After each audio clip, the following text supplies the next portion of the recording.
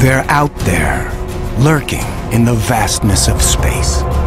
Planets so weird, even science fiction could not foresee them. For the first time ever, scientists are discovering alien worlds beyond our solar system.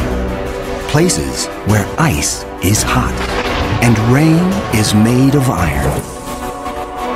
They are uncharted, unearthly, and unpredictable. And somewhere, hidden among these strange new worlds, scientists seek the greatest discoveries of all. Planets like ours, alien Earths. 35 seconds. Let's go. Storage tank press closed. March 6, 2009. 22 seconds. Later, GN2 pressure go. This Delta II rocket is going through its final pre-flight check. 71.3. Drop 1. Engine start, 1, 0, and liftoff. It is the start of an extraordinarily ambitious mission.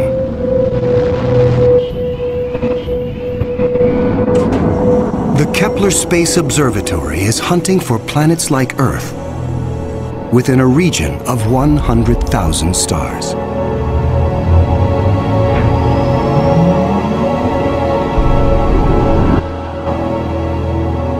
It is the culmination of a journey that began more than a decade ago with one of the most profound scientific discoveries ever made.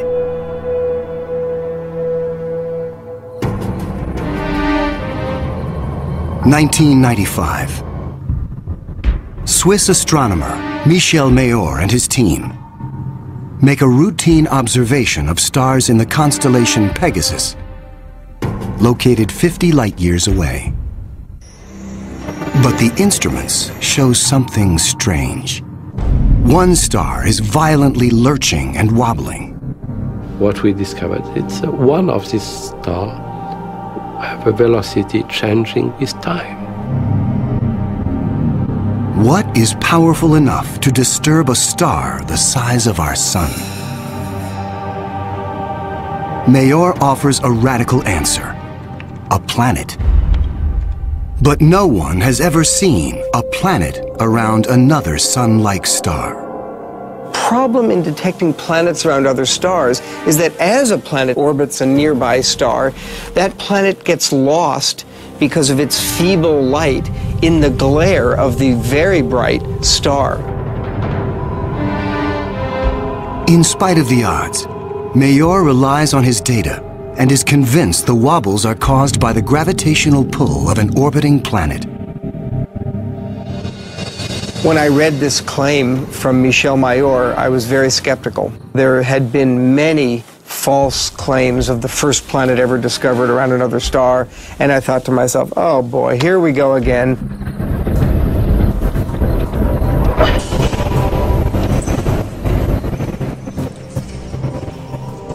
So I decided to observe the star on 4 consecutive nights. And stunningly, the star was shown to wobble exactly as Michel Mayor had said.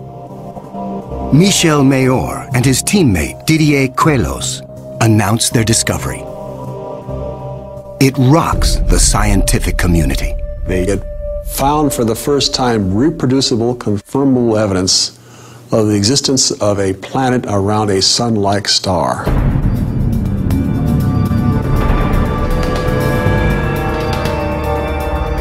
Officially called 51 Pegasi b, the planet is nicknamed Bellerophon in honor of the Greek hero who tamed the winged horse Pegasus. It is a planet that breaks all the rules.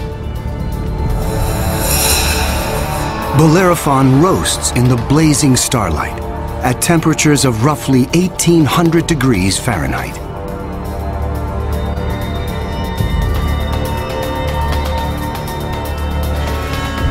It is nearly 150 times more massive than Earth and is a gas giant like Jupiter. A gas giant is a planet made mostly of hydrogen and helium. Only the outer layers are gas, But inside, hydrogen and helium is compressed to huge, huge, huge pressures. It doesn't resemble a gas at all. Unlike anything found in our solar system, this is an entirely new class of planet, what scientists call a hot Jupiter. If you go to Hawaii and see the lava flow there, that's how hot a hot Jupiter is. It's very, very hot. The Earth is a comfortable 93 million miles away from the Sun. These hot Jupiters are roughly 100 times closer, and so the amount of sunlight that they get is 10,000 times larger. If this represents a star, and this a hot Jupiter is 3 to 4 stellar diameters away from the star. So that would be 1, 2, 3. This is how close a hot Jupiter would be to its star.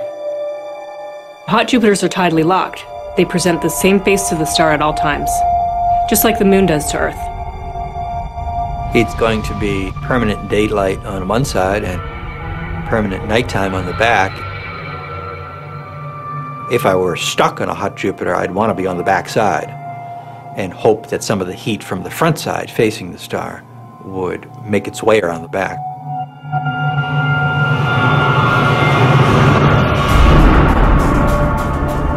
The variations in temperature make Bellerophon's atmosphere extremely windy. The wind howls at thousands of miles per hour, far beyond anything we could ever withstand. The heat blast guarantees water vapor cannot exist. But that doesn't mean there is no rain. It's far too hot for water liquid clouds to form here. But instead, these clouds would be made out of iron. Iron vapor can exist at temperatures much higher than water. And because of that, things could get a little messy.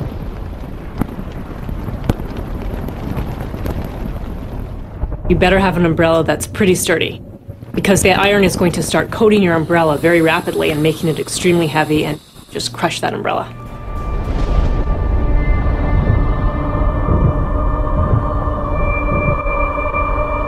The sky overhead is filled with dancing curtains of color. Charged particles from the nearby star make auroras far more extreme than the northern lights on Earth. There is something even more unique about this newly discovered world. Bellerophon orbits its sun in a blistering 4.2 days. No self-respecting planet goes around a star in 4.2 days. None of the planets in our solar system take such a short amount of time. For scientists, the tiny orbit challenges long-held notions of how planets form. The fact that the planet was orbiting every 4 days was a total puzzle until one night in the middle of the night I woke up and said, well, this must be proof that planets migrate inwards. They don't stay put where they are. The key to the puzzle is found in how planets are made. Planets are a byproduct of star formation. When stars form, they have a disk of dust and debris around them, and out of that debris, planets form. Much of what we know comes from Hubble's Space Telescope, as it aims at regions like the Eagle Nebula. This interstellar cloud is studded with collapsing disks of dust and gas. A giant clump grows in the center of each disk. Temperatures reach a searing 18 million degrees. The same nuclear fusion that powers our sun is unleashed.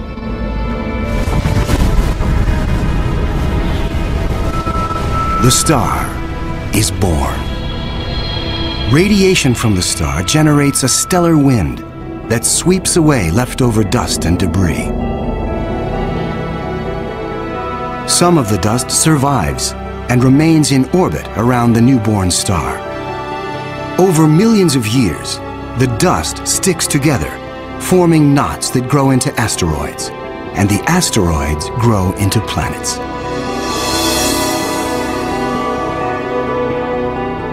These planets migrate through the disk until they find a stable orbit. This is why Bellerophon is so close to its parent star. But one newly discovered world has found its stable orbit in a place no planet should ever go. 2001. Hubble Space Telescope is directed to an obscure star some 150 light-years away from Earth, in the constellation of Pegasus. This is the same region where Bellerophon was found 6 years earlier. Hubble is tracking another hot Jupiter, discovered by astronomer Jeff Marcy.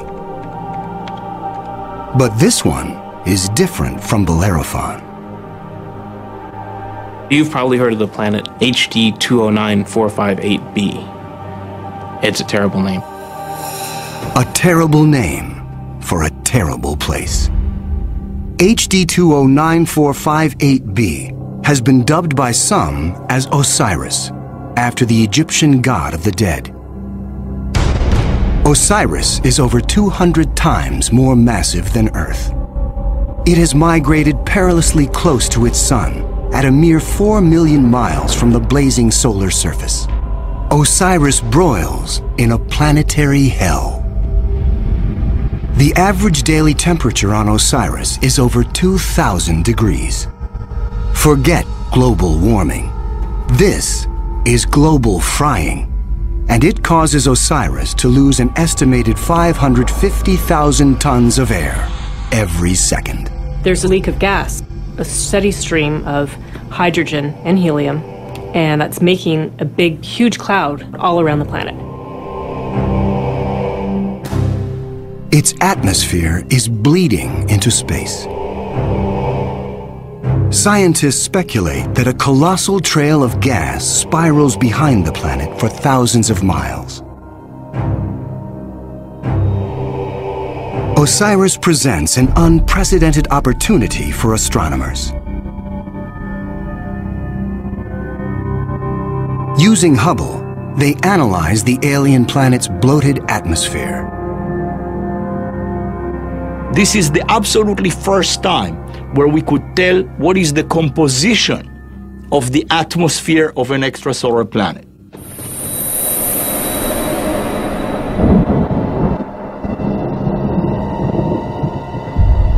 Surprisingly, Hubble detects many of the basic chemicals needed for life. Sodium, carbon, hydrogen, and oxygen. But Osiris is far too hot for life as we know it. There may be other forms of life, however, that thrive on higher temperatures.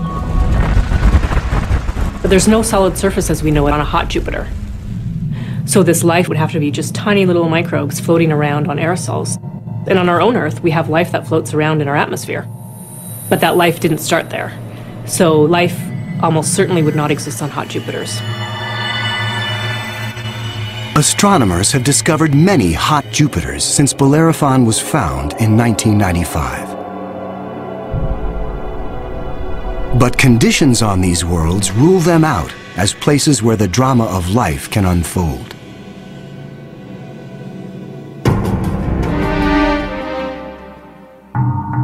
One of these gas giants is a planet that teases the rules of evolution.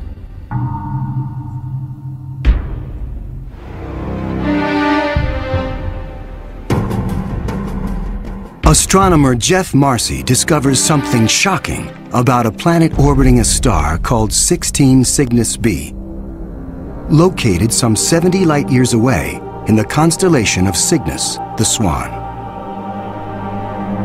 The planet was clearly in an elongated orbit, bringing the planet close to and then far from the host star. And this, of course, defied our expectations based on our own solar system, where all of the planets go around our sun in nearly circular orbits like phonograph grooves in a record. Like a giant yo-yo in space, the gas giant swings back and forth across its solar system. That is like the Earth swooping 25 million miles closer to the Sun, then slinging past Mars, all the way out towards Jupiter every year.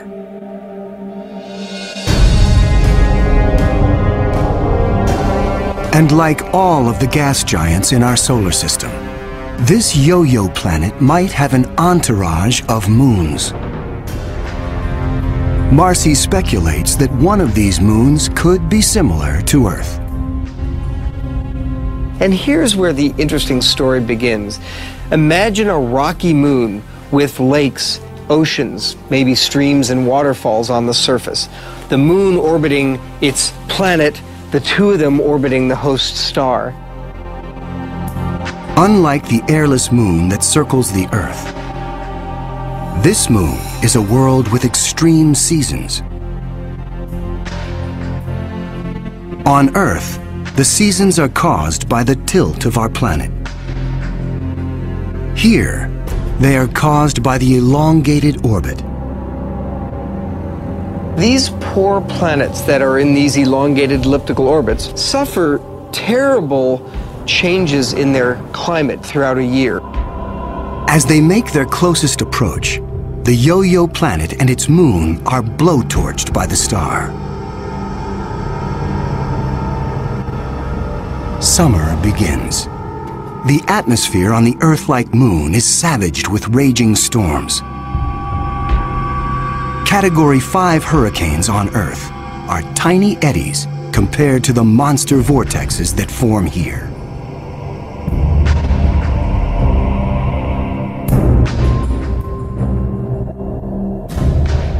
The clouds thicken as the water evaporates.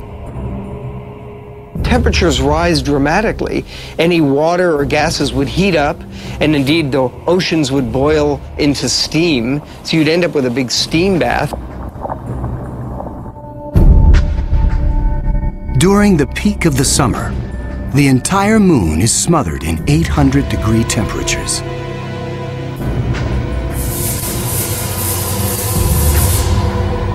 This is the closest approach to the star. During its 26-month orbit, the summer season is barely 2 months long. But what a season! The planet and its moon swing away from the furnace of the star. Temperatures fall to ranges we would find temperate and comfortable.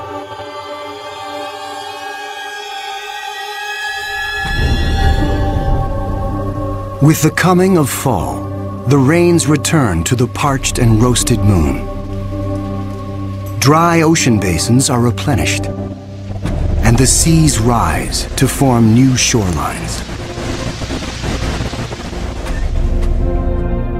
Tranquility prevails as the yo-yo planet and its moon slip into the deep freeze of winter.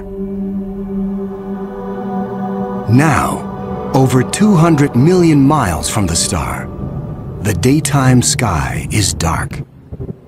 Temperatures hover around 260 degrees below.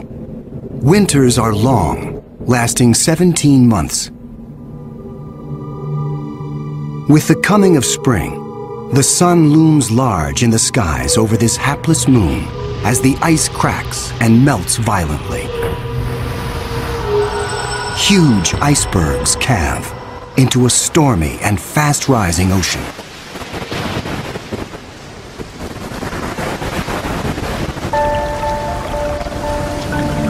For 2 preciously short periods, during the spring thaw and the autumn rains, the climate on this Earth-like moon is balmy and comfortable. At a distance of 93 million miles from the star, roughly the same distance as Earth from the Sun, the elliptical orbit of this planet and its moon crosses an area around the star some scientists call the Goldilocks zone. The conditions here are just right for life. If you're too close to the star, then it's too hot. If you're too far away, then it's going to be too cold and everything's going to be icy. But then if you're right in the middle, it's just right. Every star has a Goldilocks zone. Where that zone is depends on the size and temperature of the star. In our solar system, Venus marks the inner boundary and Mars the outer boundary. Earth and its abundance of life is right in the middle. The Yo-Yo planet passes through the Goldilocks zone twice a year.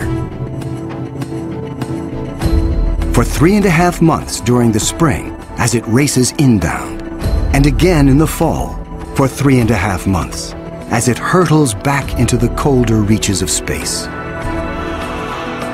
Could life survive the conditions outside the Goldilocks zone?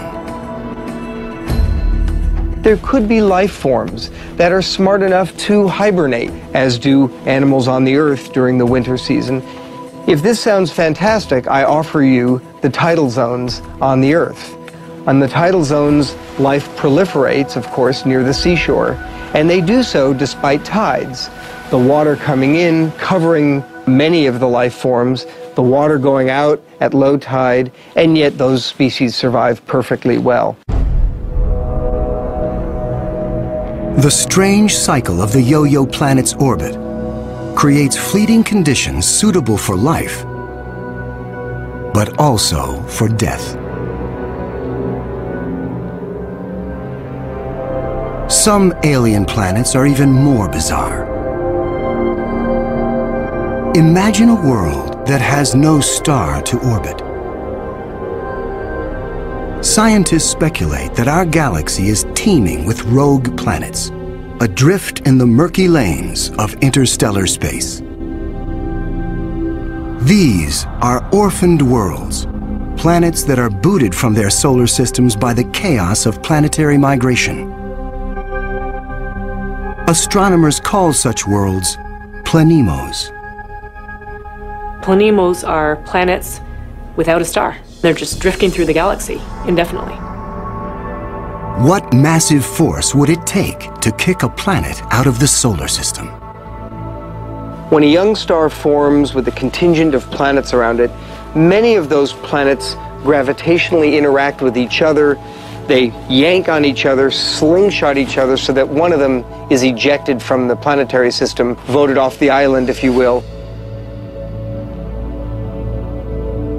If you were, unfortunately, a resident on a planet that was kicked out by a collision or a near collision with another large object, you'd probably rapidly move out of the habitable zone. There are hundreds of billions of these lost, wayward, poor, wandering planets out in our Milky Way galaxy with no parent star to warm them up. Cold, dark, quiet. Because planemos have no sun, they are worlds without days or years. They keep vigil through an eternal night. Planemos are solitary wanderers, sentinels of the galaxy. Just because it's out there drifting in space doesn't mean a planemo is dead. If the planemo is a rocky world, it could well have life on it. A small rocky planemo without an atmosphere will slumber in extreme cold, far colder than the coldest winter day on our own South Pole. But a planemo large enough to retain an atmosphere traps the heat generated when the planet was first formed. It is the ultimate greenhouse effect. The heat and energy comes from the molten core deep inside the lonely planet. If the planemo is a gas giant like Jupiter, it may have a system of moons. The gravitational pull between the planemo and its moons creates friction. causing the interior of the moons to stay warm. These moons could also have life on them, in the same way that Jupiter's moon Io has volcanoes and has a lot of heat energy being generated by interactions with Jupiter and the other moons. If anything lives here, it will be single cells, like common bacteria found on Earth. Not complex life forms. Without a sun to provide photosynthesis, these tiny organisms derive their energy from the chemistry in the soil of the planemo, or its moon.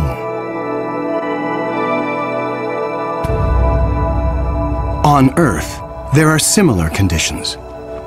Colonies of bacteria are found deep within mine shafts in South Africa. They have no access to oxygen nor light and survive entirely on the chemicals they make from the surrounding dirt. Their metabolisms are extremely slow, and they reproduce only once every 1,000 years. If life dwells on a sunless planemo, it could be organisms like them, marooned when their planet was young. While planemos slumber undisturbed, there are worse places to be in the universe.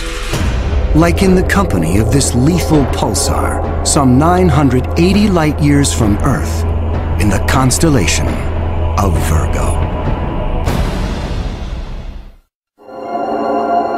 From afar, a pulsar looks like a blinking light, but up close, pulsars machine gun their surroundings with deadly radiation.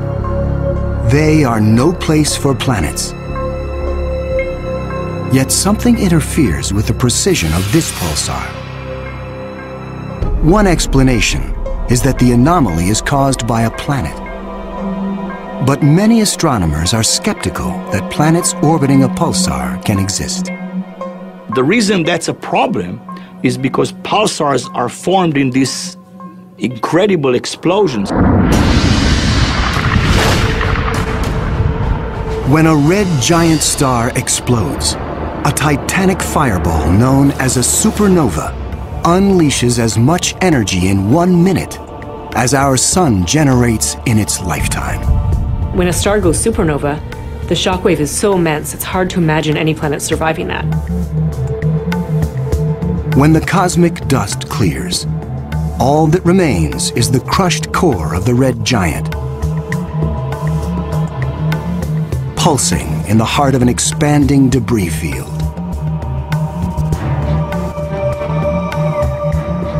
Matter blasted from the colossal explosion falls back to the pulsar and forms a disk. Within this chaos, a new world arises, born of fire and destruction, a planetary zombie raised from the carcass of the former red giant star. It's amazing that planets could form in that environment. A planet orbiting a pulsar will give you the feeling of being in a disco bar with a very strong strobe light, which is the pulsar. Radiation from this stellar beast breaks down the organic molecules needed for life.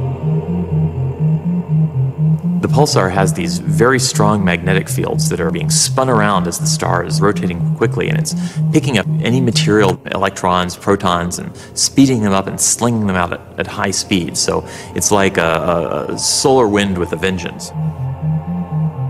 I can't imagine that there would be much of an opportunity for even simple life, microbial life, to emerge and to flourish on a planet around a pulsar. Largely because if you were in the pulse, you'd be severely energized, and if you were not in the pulse, you would be completely devoid of energy. The discovery of pulsar planets shows how new worlds can form in the wake of a star's destruction. No matter where a planet arises, the process of its birth is fraught with danger. Sometimes, the violence is so great, the end of the world comes before the beginning. 2007, Astronomers using the giant Gemini North telescope make a strange discovery in the Pleiades cluster some 400 light-years from Earth.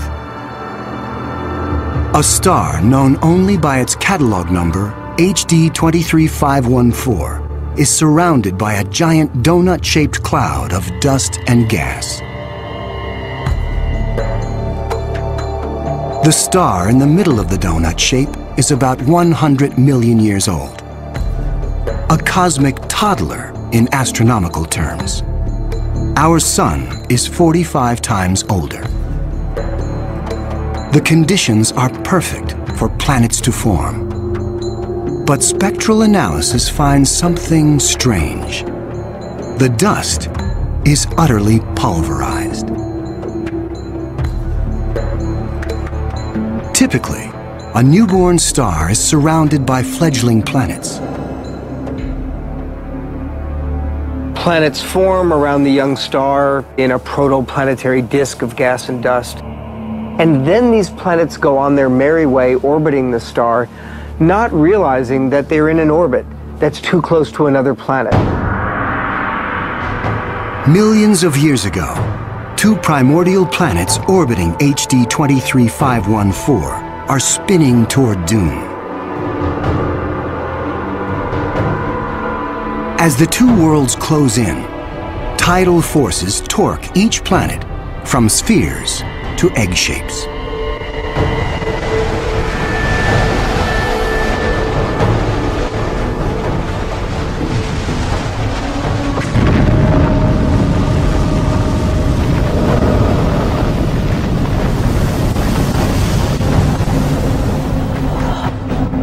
Nothing remains. The two worlds are annihilated, creating the dust and debris seen around star HD 23514. 4 billion years ago, a similar apocalypse came to Earth. A Mars-sized planet forms in roughly the same orbit as the newborn Earth. Like the planets at HD 23514, Earth and this Mars-sized body are barreling toward each other. If you happen to be unlucky enough to be standing on a growing planet when it was in the process of still becoming the Earth, you might wake up one morning and notice that the sky was getting darker and darker as a Mars-sized body was coming at you within a period of less than an hour.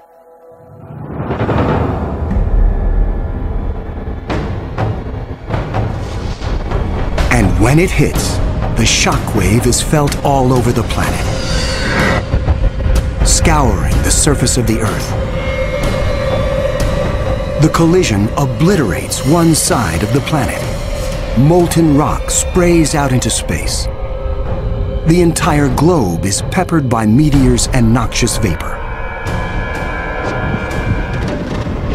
It would actually make hell look like a Bahamas vacation.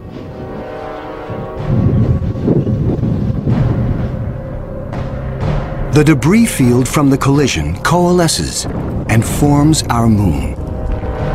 It is a new beginning for our planet. Collisions are part of the birth process for planetary systems. Building up a terrestrial planet is probably all about colliding pieces of rock together. And all across the galaxy, colliding pieces of rock are forming terrestrial worlds that defy the imagination.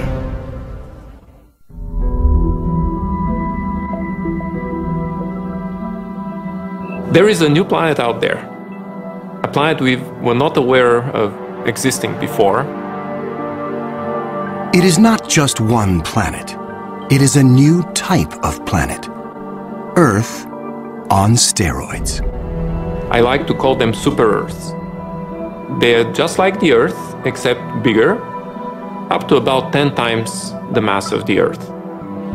One family that the super Earths resemble just like our own Earth. Continents, oceans. Some of them may be very dry, like Mars. And then another family that we call water worlds or ocean planets that are completely covered with water. Welcome to Gliese 581c.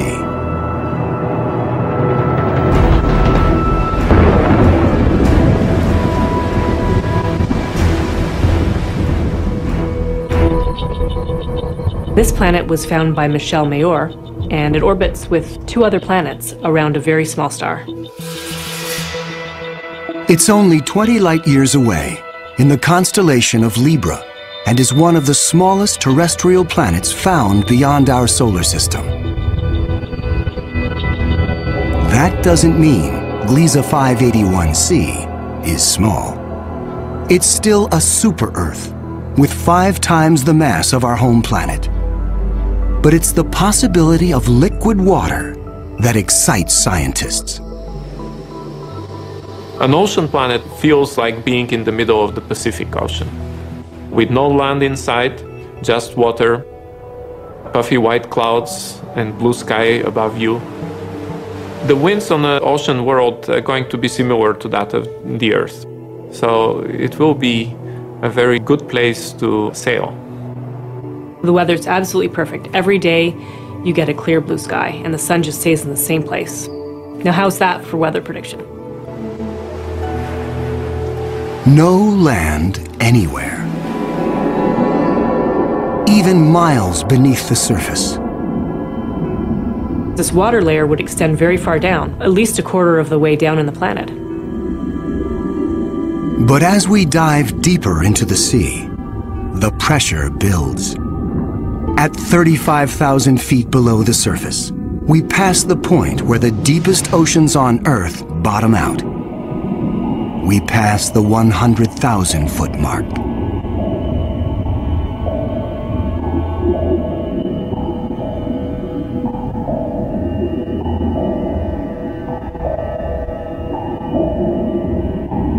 The pressure is so great, water itself begins to take on surprising new forms. At a depth of 10 times the greatest ocean depth on Earth, we reach the bottom.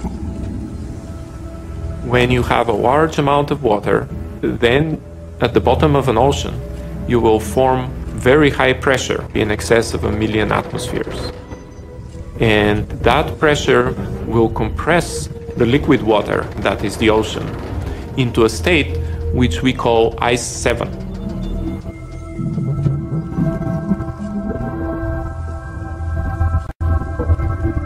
No, it's not like ice in your refrigerator.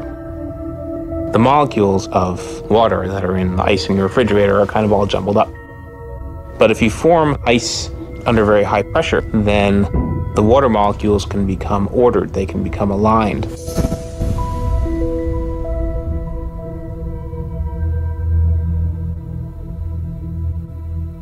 I can show you a crystal that is a very good analog to ice 7. This is halite, also known commonly as rock salt. Ice 7 may exist within our own solar system. Europa, a moon of Jupiter, could possibly have a mantle of liquid water surrounded by a thick, icy crust. The pressure from the crust is so great that Ice 7 might exist deep within these uncharted seas. If we scale up and thaw out Europa, it could be a water world similar to Gliese 581c. One could imagine that life could emerge on a water world. After all, water is essential to life on Earth. Everywhere on Earth where there is water, there is life. You cannot find a sterile drop of water on Earth unless you put it in the microwave yourself.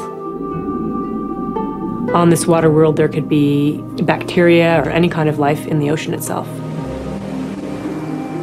But not all of the super-Earths are water worlds teeming with life. When we talk about super-Earths, we talked about 2 major families of mostly rocky with some water and mostly water with an endless ocean. But one has to add to those a 3rd family of probably very rare super-Earths and Earth-like planets, which are called carbon planets. A carbon planet is unlike anything we've ever seen anywhere. A place with an alien chemistry, but loaded with very earthly treasures. Throughout our galaxy, there are planets barren and poor and inhospitable. But science is on the trail of a new type of planet, an entire world of treasure. In our own solar system, in our sun and in all the stars nearby, there's always more oxygen than carbon. But if we think of a place in the universe where there's more carbon than oxygen, then planet formation is very different. Spectral analysis shows carbon to be far more plentiful, 26,000 light-years away near the center of our galaxy. Planets that form here may contain a rich abundance of carbon. The morning sky on a carbon world would be anything but crystal clear and blue. I'm picturing a yellow haze with black clouds of soot. And as you descended farther down in the atmosphere, I could imagine lakes that were made out of compounds like methane or gasoline. I'm picturing these bubbling, foul-smelling pits of black ooze, like an oil well. With little or no water in the atmosphere, the air is made of carbon compounds. Methane, butane, pentane, benzene, all these different kinds of carbon compounds that separate out when you refine gasoline. One day it might be raining benzene. The next day it might be raining butane. Alien as carbon planets might seem, the air quality could be familiar to some. The air in a very benzene-rich planet will resemble that of LA. A lot of smog particles that unfortunately we are quite used to from the exhaust of cars. Despite the pollution, carbon planets could come with a sparkling upside. You might see diamond because the planet may have substantial quantities of pure carbon that it's formed out of. And pure carbon, when you compress it, tends to form into diamond. The secrets of exotic planets like these are waiting to be discovered all across the galaxy. But astronomers won't be satisfied until they find the Holy Grail. A planet like our own, one that sustains life, the next Earth. People always ask me, do I think we're going to find another planet like Earth? And I answer, absolutely. Every star probably has planets roughly the same size as our Earth. We think that essentially every star has several Earth mass or super Earth mass planets. So if you have, say, 200 billion stars in the galaxy, that may mean there are 400 billion Earths in the galaxy or more. 400 billion Earths. The Kepler Space Observatory is the first instrument capable of finding one of these planets. Kepler is looking at the constellation Cygnus in the night sky at 100,000 stars, taking picture after picture after picture, minute after minute. And the goal of Kepler is simple: to look for stars among the 100,000 that dim. When a star dims slightly, it means a planet passes in front, blocking some of the light. How long the star dims and how much light gets blocked will tell scientists about the size of the planet and the distance from its sun. A good analogy for this is looking for the dip in the light that you would see from a searchlight if a small moth flew across the searchlight. And so it's a really tiny dip in the light as the planet transits. It is a very powerful technique because it allows you to discover planets that are even smaller than the size of the Earth, around stars similar to the Sun. It is a technique that is changing the course of science. We think we may be able to find a planet that is habitable in the next few years. Scientists estimate the Kepler mission will find a minimum of 50 alien Earths. One of the big questions that anybody looking for life beyond the Earth is facing today is, what if we don't recognize life even though we discover it? Conditions on an alien Earth may cause life to evolve differently. My hope is that we'll see some sign that will make our hairs stand up on the back of our necks. Whatever that sign is, it will be the first chapter on the greatest scientific story ever told.